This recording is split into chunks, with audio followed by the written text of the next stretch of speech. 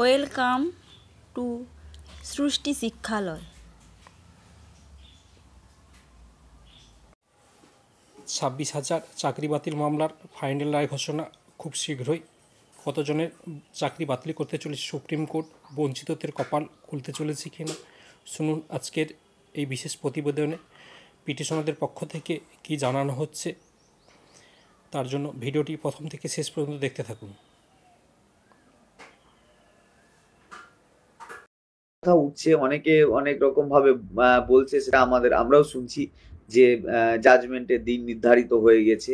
মূলত যেমন ভাবে কেসের শুনানির ডেট পড়লে একটা কজ লিস্ট আসতো, সেরকম ভাবে কজ লিস্ট অনুযায়ী একটা জাজমেন্ট আসবে। অর্থাৎ যখন জাজমেন্টের সময় হবে তখন ওইভাবেই একটা কজ লিস্ট আসবে। যেহেতু কজ লিস্ট আসেনি এখনো, তাই জাজমেন্ট নিয়ে কোনো এই মুহূর্তে কোনো খবর নেই। তবে জাজমেন্টটা দ্রুত হবে এটা খুব প্রত্যাশিত। আজকেও লয়ারের সঙ্গে কথা বলেছি, লয়ার ওই কথাও বললেন যে একদম প্রপার ইনফরমেশন কিছু নেই যে কালকে বা পরশু বা 18 বা 20 তারিখেই জাজমেন্টের আসবে, এরকম নেই। যেহেতু কজ লিস্ট আসেনি, কজ লিস্ট আসার পরেই একমাত্র এগুলো জানা যায়। এবং অনেকেই বলছে যে জাজমেন্ট এটা হতে পারে বা ওটা হতে পারে, মানে বলছেন আর কি, যেমন ভাবে জাজমেন্ট এর হয় আর কি, যেভাবে কথাগুলো উঠছে, বিভিন্ন কথা উঠছে। তো এই ধরনের কোনো খবর নেই, এগুলো মূলত হাওয়াই ভাষা কথাই আমরা ধরবো। কারণ এর আগেও হাওয়াই ভাষা কথা অনেক এসছে, মূলত কোনো কেউই এটা বলতে পারে না। আমাদেরও অনেক বড় বড় আমরা লয়ার ধরে রেখে দিয়েছি, তাদেরও ইনফরমেশন আসে।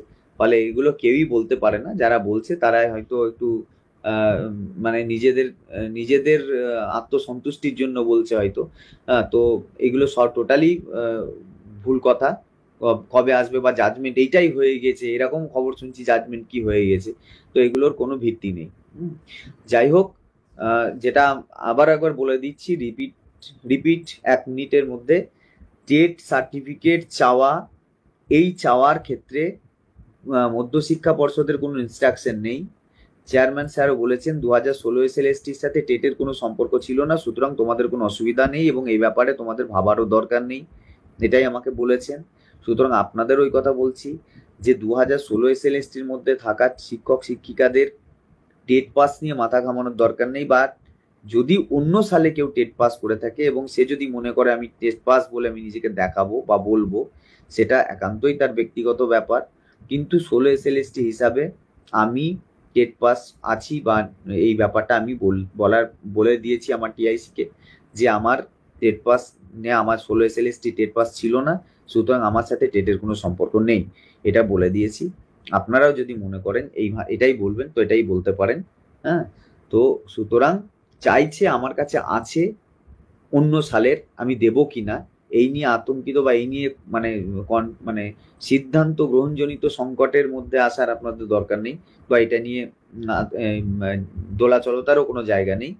আর যদি থেকে থাকে তাহলে দেব কিনা, হ্যাঁ, সেটা নিয়েও অত ভাবার দরকার নেই। না দিলে যে আপনার বড় ক্ষতি হতে পারে বা হবে, এটা তো